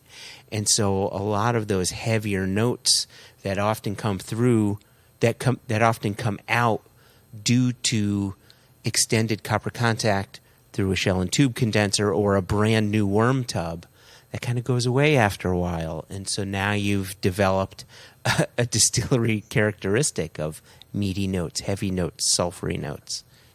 Yeah, I didn't think about there being bacteria in there. It would be interesting to take a look at that because of the strength of alcohol that passes through it. That strength is reducing as it passes through. So it'd be interesting to see if there is a later part of the worm that does have bacterial content, or whether there's enough alcohol. I don't think there would still be enough alcohol. But absolutely the quantity of copper contact in shell and tube is removing impurities. Yeah. And the joy of that worm tub is with reduced copper contact, you're simply not removing impurities, or as many. So you are getting those quote-unquote off notes. Oh, they're spot on. Everyone is spot on. Right, the sulfur, the meat, the ramen, the chicken noodle soup, sometimes the strawberries, right? And so, I know you're still working your way through it, Ian, but the Stephanie McLeod episode where we do talk about the worm tubs at Craigellachie in searching for that strawberries and cream note that has been found in certain Craigellachie. It's completely unexpected, but she had a hypothesis for why it was the case.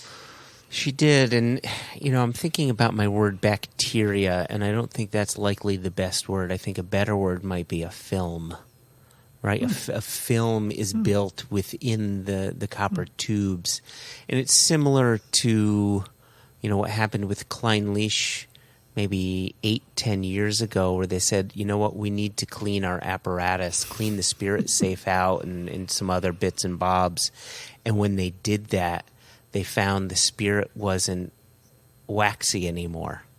And that all that internal piping, all that pipe work needed spirit to keep running through it until a film had built again to allow that slight impurity to boost the mouthfeel, the texture of the Clynelish spirit.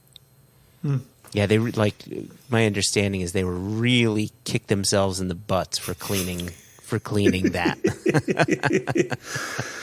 Fits with the mythology of the industry as well, doesn't it? Yeah, sure does. You have to hammer in the same dent on the still, blah blah blah. If you've always used wooden washbacks, you got to continue using them.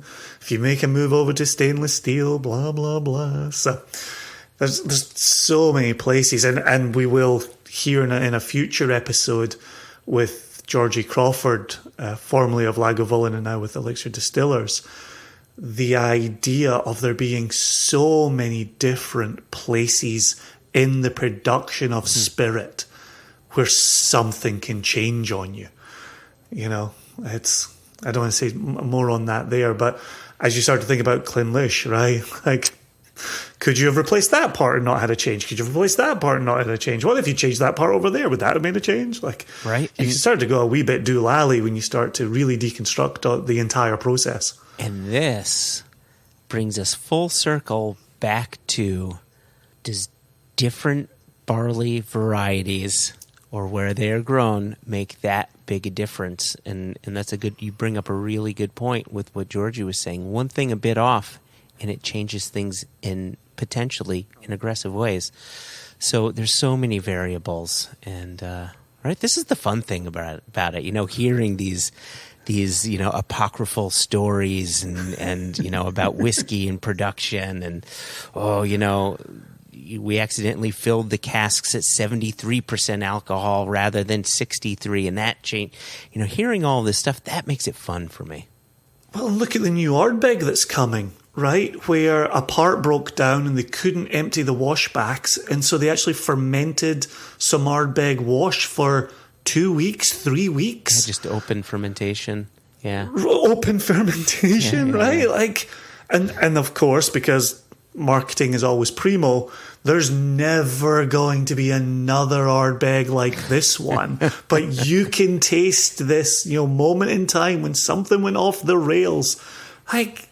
Do I want to buy that? 100% yes. Do I want to taste that? 100% yes. Of course. Right? And then you put it up with your Ardbeg 10 and you put it next to your Wee Beastie and you put it up against your Nambe. This is the entirety of the whiskey industry and whiskey production. Is you're telling me that something, the Stillman wore his red socks instead of his blue socks on that? Yeah. And that just went into a single cask that you're selling to me? Hell yeah, I'll buy that. Yeah.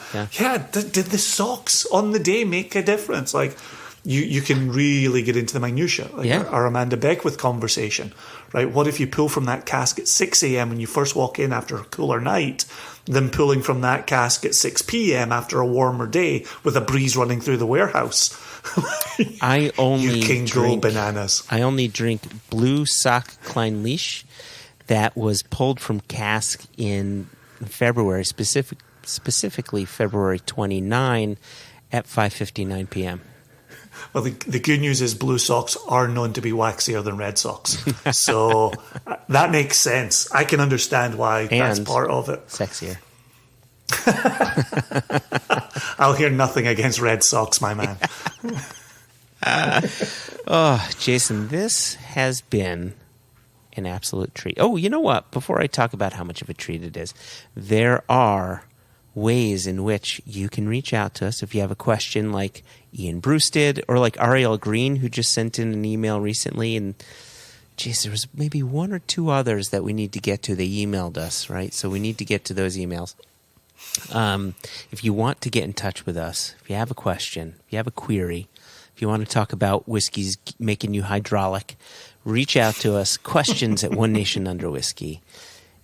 You can tweet at us at One Nation Whisky. You can send us an Instagram message at One Nation Under Whisky, or you could do, again, like what Ian Bruce did, go to Facebook.com, go to the search bar, look for One Nation Under Whisky, send us a private message, And whiskey, of course, when it comes to us, is never spelt with the E. So WHISKY. And now I can officially say it has been a blast. Because you know what, Jason? It's been a blast. I'm sure it has been for you. All right, it hasn't been a blast for you? Oh, also for me, but I'm sure it has been for you.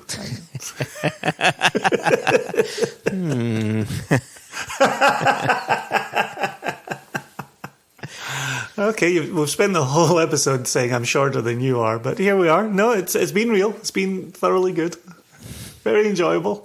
I tell you what I enjoyed. Yeah, go ahead. All of it equally. Oh, I like that. That's a diplomat's answer. And as the resident diplomat, I tip my hat to you, sir. Well done. Well done.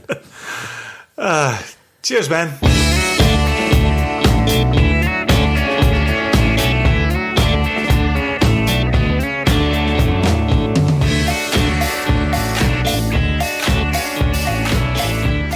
You know what I have in my head? That song, the I Will Survive song now. Something, something, something, I was petrified. First I was afraid I was petrified. First I was thought afraid that I could never live without you by my side. But I grew strong, I learned how to get along, and so I'm back from outer space. I walked in. From outer space? Yeah, that's what I always sing. I don't know if it's the right lyric or not. And then, find you here with that look upon your face. Yes. Is the next. Yeah. Look upon your face. We have the cake version, and so we sing the cake version a lot. Okay. All right. You don't do the traditional version. Can you name her? Yeah, it's it's Gloria something or other, right? It's Gloria. It is. Gloria Estefan. No, it's not Gloria Estefan. Gloria Steenburgen. No, it's Gloria Gloria. Gloria Gloria. Now you're stalling. I don't remember her last name. Gloria Gaynor. That's it. Gloria Gaynor. I figured a musician would never forget that last name. Hello, everybody. This is Joshua Hatton with One Nation Under Whisky podcast. I'm joined today, and I'm joined as always